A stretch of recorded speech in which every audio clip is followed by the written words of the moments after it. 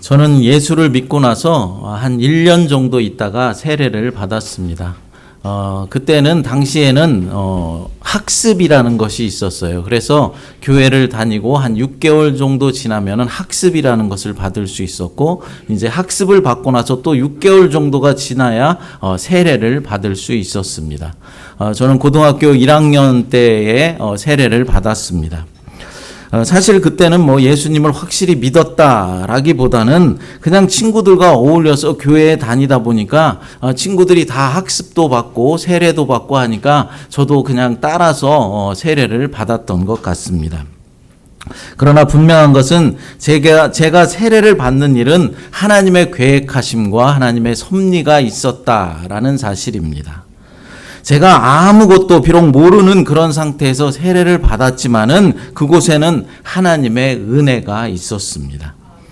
저는 성탄절날 세례를 받았는데 그 당시 세례를 받기 위해서는 목사님이 내주신 숙제를 다 마쳐야 했습니다. 먼저는 주기도문과 사도신경을 외워야 했고, 또 로마서 1장부터 16장 마지막 절까지 다 읽어가야 했습니다.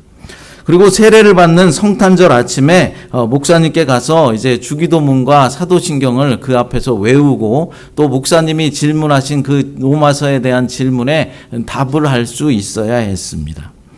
그때 저와 함께 세례를 받을 사람이 저를 포함해서 한 6명 정도 되었던 것으로 기억합니다. 근데 공교롭게도 저와 함께 세례를 받던 사람들은 저와 같은 학생들이었습니다.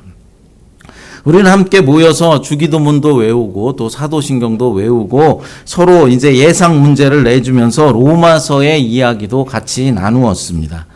하지만 이제 교회 다닌 지 1년 정도밖에 되지 않은 학생들이 성경에 대해서 알면 얼마나 많이 알겠습니까? 그래서 우리는 아마도 목사님의 시험에 탈락할 수도 있겠다, 그래서 세례를 받지 못할 수도 있겠다라고 생각하며 불안해했었습니다. 성탄절날 아침에 저희는 목사님을 찾았고, 목사님은 너희들 로마서 다 잘 읽었지? 라고 말하면서 예배 때 이름 순서대로 세례를 줄 거니까 이따가 보자 라면서 그냥 우리를 보내시는 것입니다. 저는 한편으로는 이제를 세례를 받을 수 있겠구나 라는 안도감이 들었지만은, 또 한편으로는 이렇게 간단하게 아무것도 물어보지 않을 거면서 뭐하러 로마서를 읽으라고 했고 주기도문과 사도신경을 외우라고 하셨나 라는 그런 허무한 생각도 좀 들었습니다.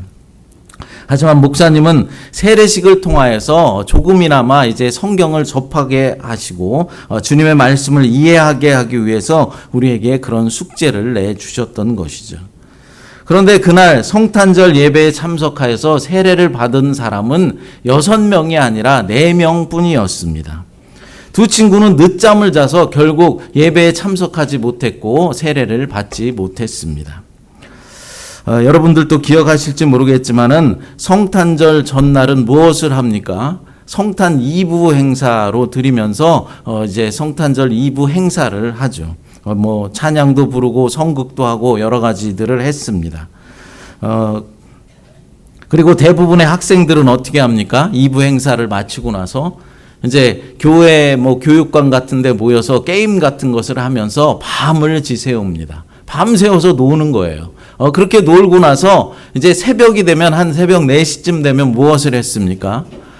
새벽송이라는 것을 돌았습니다.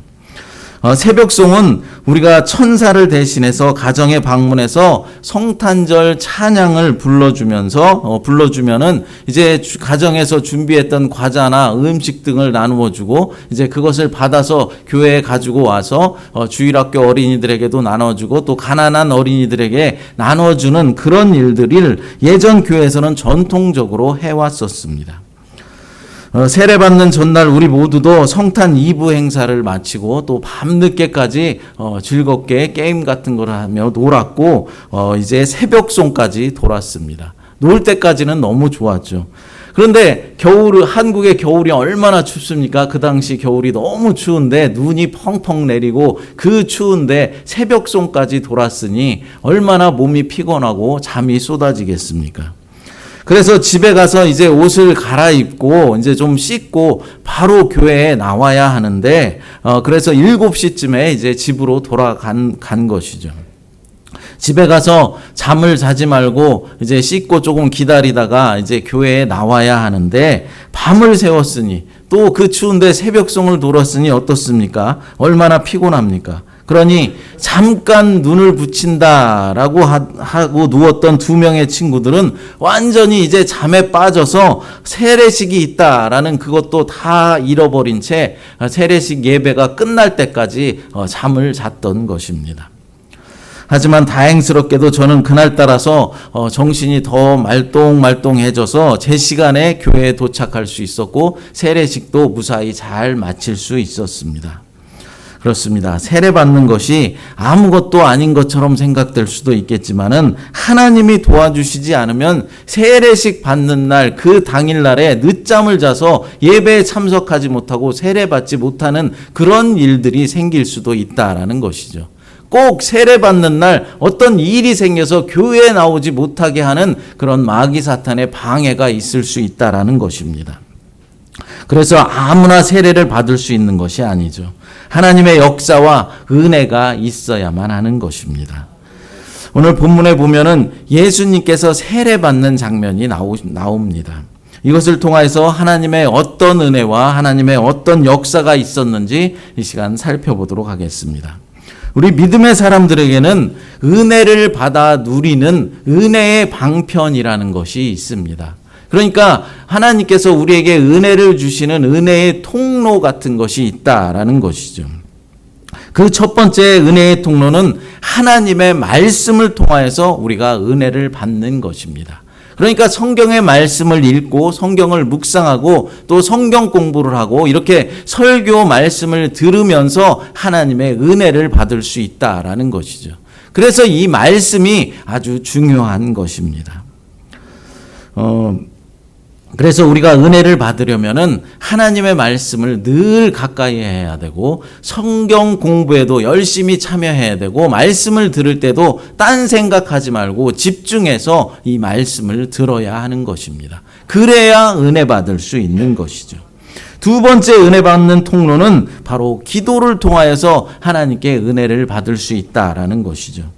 깊이 기도하며 내 뜻을 관철시키는 것이 아니라 깊이 기도하면서 하나님의 뜻이 무엇인지 깨닫는 시간입니다. 그게 바로 기도 시간이라는 것이죠. 근데 어떤 사람은 깊이 기도하면서 자신의 뜻만을 하나님께 고하면서 그것이 이루어지기를 원하는 사람들이 있는데 그것은 하나님의 은혜의 방편을 잘못 사용하고 있는 것이죠. 어쨌든 기도가 하나님으로부터 은혜 받을 수 있는 은혜의 방편이다라는 것입니다. 세 번째는 성례전을 통해서 은혜를 경험하게 하십니다. 여러분, 성례전이 무엇입니까? 가톨릭에서는 7가지의 성례전이 있다라고 주장하고 있습니다. 세례와 성찬을 포함하여서 참회, 안수례, 견신예, 결혼, 그리고 장례식까지 포함하여서 7가지 예식이 성례전이다라고 말하고 있습니다. 여러분, 이것 가운데 우리가 그래도 나머지는 다 잘 알 수 있는데 견신예가 무엇인지 아십니까? 우리 한국 가톨릭에서는 견신성사라고 말하는데 이것은 바로 성수를 이마에 뿌리는 행위가 견신예입니다. 이런 것들을 한다라는 것이죠. 하지만 우리 개신교에서는 2가지 성례만을 인정하고 있습니다. 그것은 바로 예수님께서 친히 본을 보여주시고 예수님께서 친히 제정하신 세례와 성찬 예식입니다. 그렇다면 세례란 도대체 무엇을 말하는 것일까요? 여러분들 세례 받으신 분들 여기 많지 않습니까? 여러분 세례 다 받으셨죠? 세례가 무엇입니까? 세례 받으셨는데 세례에 대해서 좀 배우셨습니까?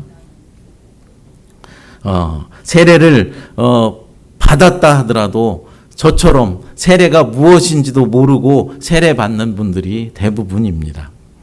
이 시간 세례를 받으신 분이든 앞으로 세례를 받아야 할 분이든 세례의 몇 가지 소중한 의미를 깨닫는 시간이 되었으면 좋겠습니다. 첫째로 세례는 죽는 것입니다. 물에 잠긴다는 것은 자기 죽음을 선언하는 것이죠. 자기 죄를 십자가에 못 박는 것이고 욕망을 죽이는 것이고 자기 생각을 물에 잠그는 것입니다. 그래서 세례는 자기 장례식을 의미하고 있는 것이죠. 그래서 세례를 받는다는 것은 죄로 물든 옛 모습, 옛 자아를 죽여버리고 그리고 예수님의 모습으로 새롭게 살아가는 것입니다. 두 번째로 세례는 씻는 것입니다. 지금까지 지어왔던 나의 모든 죄를 예수 그리스도의 보혈의 피로 깨끗이 씻김 받는 것이죠. 예수님의 보혈만이 나를 깨끗게 하실 수 있다라고 고백하는 것입니다. 여러분, 씻는다는 것이 무엇입니까? 몸에 묻어있는 더러운 오물들을 이제 분리시켜내는 것을 말하는 것이죠. 문제는 우리 인간은 불순물 정도가 약간 묻어있는 것이 아니라 그런 정도가 아니라 우리 자체가 오염된 쓸모없는 존재라는 점입니다. 그래서 세례를 통해서 씻는다는 것은 단순히 손을 좀 씻고 세수를 하고 목욕을 하는 그런 정도가 아니라 완전히 새로 태어나는 것을 의미하는 것이죠. 하나님의 자녀로 새로운 피조물로 완전하게 거듭나는 것을 말한다라는 것입니다. 세 번째로 세례는 뿌리는 것입니다. 무엇을 뿌립니까? 피를 뿌리는 것이죠. 성부와 성자와 성령의 이름으로 세례를 주노라 라고 선언하는 것은 예수님의 보혈의 피를 뿌려서 하나님의 자녀가 되고 깨끗한 천국 백성이 되었음을 선언하는 것입니다.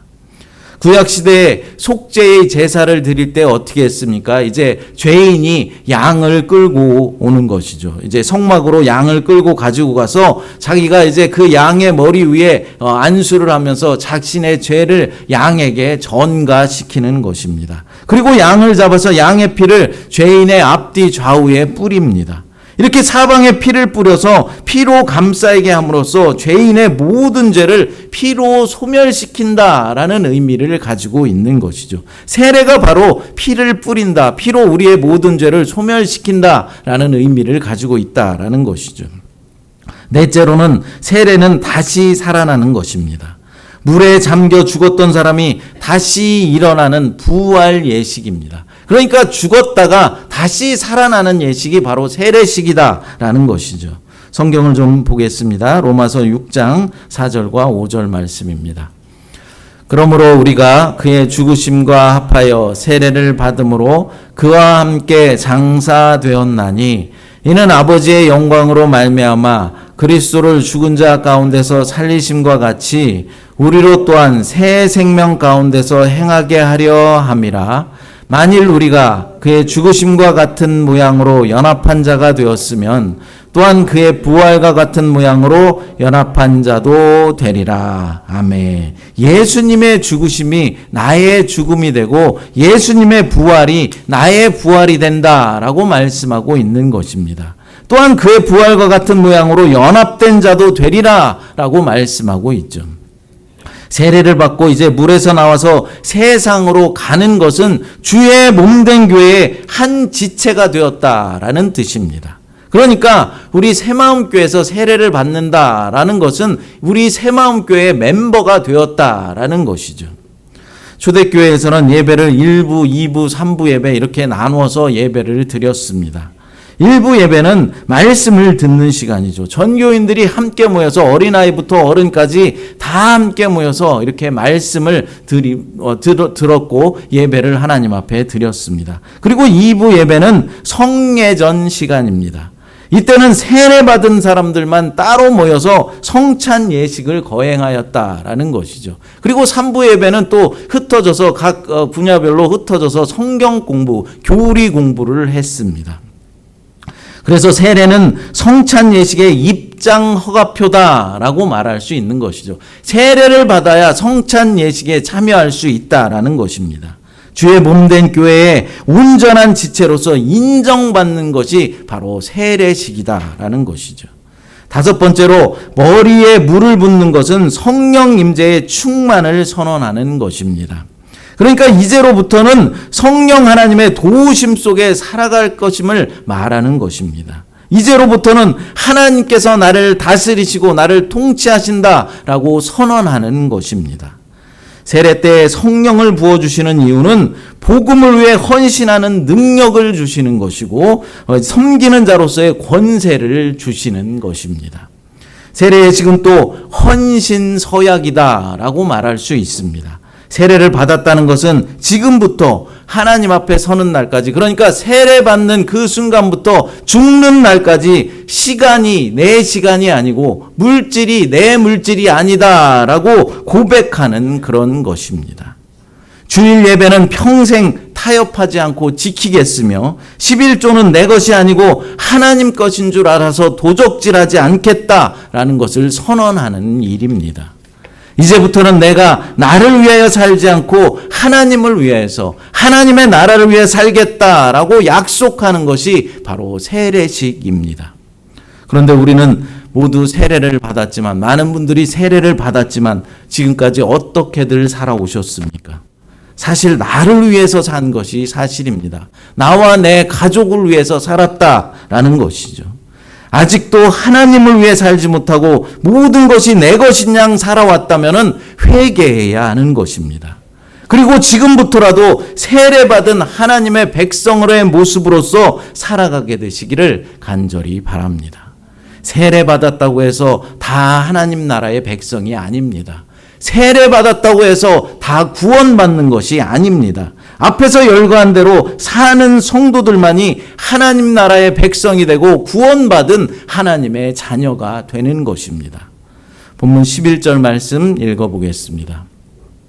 나는 너희로 회개하게 하기 위하여 물로 세례를 베풀거니와 내 뒤에 오시는 이는 나보다 능력이 많으시니 나는 그의 신을 들기도 감당하지 못하겠노라. 그는 성령과 불로 나에게 세례를 베푸실 것이요. 아멘. 세례 요한은 자신의 물 세례는 예수님이 베푸실 세례에 비하면 아무것도 아니다라고 말합니다. 예수님의 세례는 성령 세례와 불 세례인데 예수님을 믿는 자에게는 성령 세례가 되고 예수님을 믿지 않는 불신자들에게는 불 세례가 될 것이다 라고 말씀하고 있는 것입니다. 여기서 성령 세례는 구원의 확신을 주는 세례를 말하는 것이죠. 그러니까 구원의 보증이 되는 세례를 일컫고 있다면은 불 세례는 심판으로 이어지는 세례를 말하는 것입니다. 그 이유가 12절에 나옵니다. 본문 12절을 읽어보겠습니다. 손에 키를 들고 자기의 타작마당을 정하게 하사 알곡은 모아 곳간에 들이고 정의는 꺼지지 않는 불에 태우시리라. 아멘. 성령 세례와 불 세례를 타작마당의 키질로 비유하고 있습니다. 여러분 키질 해보셨습니까? 이렇게 키질 이렇게 하는 거 있지 않습니까? 저도 어렸을 때 어머니가 하는 거 옆에서 보면서 한번 해보겠다고 하다가 곡식을 다 쏟은 적이 있는데, 키질을 하다 보면 어떻습니까? 알곡은 이제 안쪽으로, 키질을 하는 주인 안쪽으로 들어와서 결국에는 그것을 모아서 참고에 모아두게 됩니다. 하지만은 쭉정이는 멀리 날아가서 불에 타서 재가 되어서 없어지게 되는 것이죠. 그래서 성령 세례는 구원의 세례지만은 불 세례는 심판의 세례가 되는 것입니다. 저와 여러분 모두는 심판받을 불 세례가 아니라 구원으로 이어질 성령 세례를 받게 되시기를 간절히 바랍니다. 그런데 이 소개가 끝나기가 무섭게 당혹스러운 일이 일어납니다. 무슨 일이 있습니까? 예수님께서 갈릴리에 계시다가 요단강으로 오신 것이죠. 본문 13절과 14절 말씀 읽어보겠습니다. 이때 예수께서 갈릴리로부터 요단강에 이르러 요한에게 세례를 받으려 하시니 요한이 말려 이르되 내가 당신에게서 세례를 받아야 할 터인데 당신이 내게로 오시나이까. 아멘. 예수님께서 왜 요단강으로 오신 것입니까? 세례 요한에게 세례를 받기 위해서 요단강으로 오신 것입니다.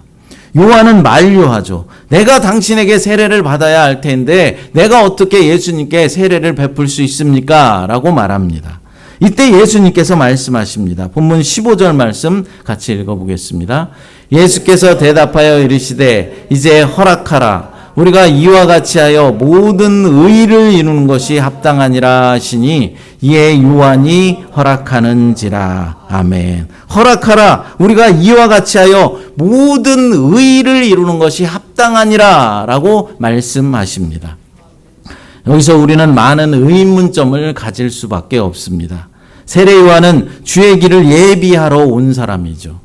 그렇다면 요한이 베푸는 세례는 세례의 완성이 아닙니다. 그는 분명히 나의 세례는 준비에 불과한 것이고 내 뒤에 오시는 분의 세례가 진짜 세례다라고 말하였습니다. 또한 세례 요한은 자신이 베푸는 세례는 회개를 위한 세례이고 예수님의 오심을 기다리게 하는 세례다라고 소개했는데 왜 하필 죄도 없으신 예수님께서 회개의 세례를 세례 요한에게 받으려고 하시는 것일까요?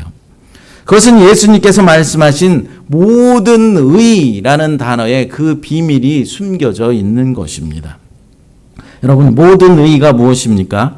여기서 의라는 것은 바른 것, 원칙대로 하는 것을 의미하고 있습니다. 우리말 성경에서는 이것을 주로 공의다라고 표현합니다.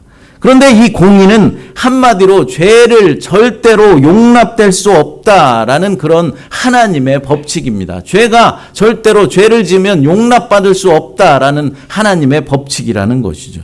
예를 들어서 자기 자식을 죽인 원수가 있는데 그가 이제 재판을 받았는데 재판을 받아서 어떻게 재판을 받았는지 무죄 선고를 받고 이제 풀려나게 됐다면은 가만히 있을 부모가 어디 있겠습니까? 펄펄 뛰면서 난리가 날 것입니다. 왜 그렇습니까? 공의가 제대로 집행되지 않았기 때문입니다. 이것이 바로 공의라는 것이죠. 죄는 마땅히 처벌되어야 한다라는 것, 이것이 바로 하나님의 공의입니다.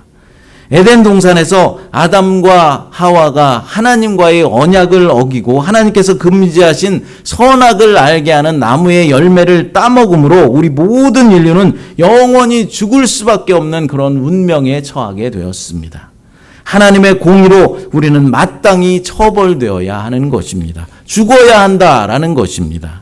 하나님의 공의가 공평하게 적용된다면 이 세상에 살았던 모든 사람들 가운데 어떤 사람도 구원받을 사람은 단 한 사람도 없습니다. 대부분의 사람들이 저 사람은 마땅히 벌받아도 마땅해, 저 사람은 벌받아야 해 라고 생각하고 말하는 그런 파렴치한 소수의 죄인들만 처벌받는 것이 아니라 저와 여러분 모두도 처벌받고 심판받아야 하는 것입니다. 우리뿐만이 아닙니다. 성경에 나와 있는 위대한 믿음의 사람들, 아브라함, 요셉, 다윗, 엘리야, 베드로, 바울 같은 이런 위대한 인물들도 지금 다 음부에서 고통당하고 있어야 하는 것입니다. 왜 그렇습니까? 모든 사람들은 지고지순하신 하나님의 사랑 앞에 다 더럽고 추악한 죄인들이기 때문입니다. 따라서 하나님의 공의 앞에서는 그 누구도, 그 어떤 사람도 구원을 얻을 자가 없는 것이죠. 그러나 하나님의 성품에는 공의만 있는 것이 아닙니다. 하나님은 원래 선하시고 좋으신 분이십니다. 하나님은 선 그 자체이십니다. 죄인된 우리들을 마땅히 처벌하셔야 하지만은 우리를 사랑하는 마음 또한 버리실 수가 없는 분이 바로 하나님이십니다. 실로 하나님은 칼날 같은 공의와 바다와 같은 넓은 사랑을 동시에 지니신 분이십니다. 주님께서 말씀하신 모든 의의 또 다른 측면이 바로 이 사랑이라는 것이죠. 주님은 공의와 사랑이라는 이 두 양면을 지닌 모든 의를 이루기 위해서 지금 요단강에서 세례 요한에게 세례를 받는 것입니다. 예수님이 무슨 숨겨둔 죄가 있어서 그 죄를 씻김받기 위해서 세례를 받는 것이 아닙니다. 모든 인간의 죄를 대신 짊어지고 죽으시기 위해서 지금 고개를 숙이고 세례를 받고 있다라는 것입니다. 여러분, 우리는 예수님을 믿어서 예수님의 제자들이 되어야 한다라고들 말합니다. 그럼 예수님의 제자가 된다고 하는 말이 무슨 말일까요? 더 나아가서 땅끝까지로 복음을 전파하고 모든 민족을 제자 삼으라 라고 말씀하셨는데 이 말씀의 의미는 무엇을 말하는 것일까요? 그것은 예수를 믿으면 세례를 받고 먼저 자기 자신이 온전히 죽었다는 사실을 알라라는 것입니다. 그러니까 저와 여러분들은 죽은 자들입니다. 예수님 안에서 부활을 경험하고 예수 그리스도의 죽음과 십자가의 의미를 이루며 순교자의 삶을 살라라는 것입니다. 제자의 삶은 나를 통해서 또 다른 사람에게 하나님의 의가 흘러 들어가게 하는 삶이 바로 우리 제자들의 삶입니다. 이것이 바로 우리 믿는 자들이 이루어야 할 하나님 나라의 의라는 것이죠. 세례 요한은 모든 의를 이루기 위해서 예수님께 세례를 베풉니다. 그런데 예수님께서 세례를 받으실 때 세 가지 확인 사건이 벌어집니다. 본문 16절, 17절 말씀 읽어보겠습니다. 하늘이 열리고 하나님의 성령이 비둘기같이 내려 자기 위에 임하심을 보시더니 하늘로부터 소리가 있어 이르시되 이는 내 사랑하는 아들이요 내 기뻐하는 자라 하시니라. 아멘. 하늘이 열리고 성령이 비둘기같이 임하고 하늘로부터 소리가 들립니다. 이는 내 사랑하는 아들이요 내 기뻐하는 자다라는 소리입니다. 먼저 하늘이 열렸습니다. 하늘이 열리는 것은 창세기의 족장들이 하나님을 만날 때 체험했던 일이었습니다. 에스겔이 계시를 받을 때도 하늘이 열렸습니다. 스테반이 순교할 때, 그리고 사도 요한이 마지막 때를 바라볼 때도 이제 하늘문이 열렸습니다. 하늘이 열려야만 하나님의 말씀을 들을 수 있는 것입니다. 하늘이 열려야 나를 사랑하시는 하나님의 음성을 들을 수 있고 내가 어디로 가야 하는지 하나님의 뜻을 알 수가 있는 것입니다. 하늘문이 열려야 하나님과의 깊은 교제에 들어가게 되는 것이고 하늘의 축복이 임하게 되는 것입니다. 내가 오늘 죽는다 해도 하늘문이 열려 있다면 나는 낙원으로 들어가게 되는 것이죠. 여러분 모두에게 하늘문이 열리는 축복이 임하게 되시기를 간절히 바랍니다. 두 번째로 성령이 비둘기같이 임하였습니다. 당시 유대인들에게 비둘기는 온유와 겸손의 상징이었습니다. 죄가 없으신 예수님께서 세례를 받으신 것은 최고의 겸손이고 최고의 온유한 성품을 드러낸 사건이었습니다. 또한 유대인들에게 비둘기는 가장 가난한 사람들이 드리는 예물이었습니다. 고아나 과부는 비둘기를 가지고 제사를 드렸다라는 것이죠. 이것은 하나님의 어린 양이 가장 온유한 제물로 드려지고 있다라는 것을 성령 하나님께서 우리에게 말씀해 주고 있는 것입니다. 여러분, 예수님께서 이렇게 세례를 받으시는 장면에는 성부, 성자, 성령, 삼위 하나님께서 지금 그 자리에 함께하고 계신다라는 사실을 알 수 있습니다. 성자 되신 예수님은 지금 세례를 받으시고 계시고 성령 하나님은 그분의 머리 위에 비둘기같이 임하고 계십니다. 그리고 성부 하나님은 두 팔로 세상을 두루 감싸시며 이는 내 사랑하는 아들이요 내 기뻐하는 자다라고 말씀하고 있습니다. 오늘날 우리가 세례를 받을 때도 성부, 성자, 성령 삼위 하나님께서 우리와 함께 해주신다라는 사실을 믿으시기 바랍니다. 뿐만 아니라 우리의 모든 삶과 우리의 모든 일상 가운데도 삼위 하나님께서 함께 해주신다라는 사실입니다. 왜 그렇습니까? 하나님께서 저와 여러분들을 사랑하시기 때문입니다. 하나님은 칼날 같은 공의로 심판하시지만은 지고지순하신 사랑으로 죽을 수밖에 없는 저와 여러분을 살리시고 구원하시기 위해서 죄가 없으신 분이지만은 세례를 받으시겠다고 요단강에서 세례 요한에게 머리를 숙이고 세례를 받고 있는 것입니다. 그만큼 우리를 향하신 하나님의 사랑은 크고 놀라운 것이죠. 이 세상에 수많은 복이 있지만은 삼위 하나님께서 성부, 성자, 성령 삼위 하나님께서 나와 함께 하신다라는 이 복보다 더 좋고 더 큰 복은 없을 것입니다. 하나님께서 함께 하신다는 복이 최고의 축복이다라는 것이죠. 아무리 돈이 많아도 아무리 권력이 높고 인기가 있어도 하나님이 없는 부와 권력, 인기는 다 헛될 뿐입니다. 사랑하는 여러분, 나를 사랑하시고 나를 고귀하게 여겨주시는 성부, 성자, 성령 삼위 하나님과 늘 함께 하셔서 그분이 주시는 축복 속에 살아가게 되시기를 간절히 소원합니다. 사랑의 하나님 감사합니다. 예수님께서 세례를 받으실 때 하늘문이 열리고 성령님이 비둘기같이 임하셨으며 이는 내 사랑하는 아들이요 내 기뻐하는 자라라는 음성이 있었습니다.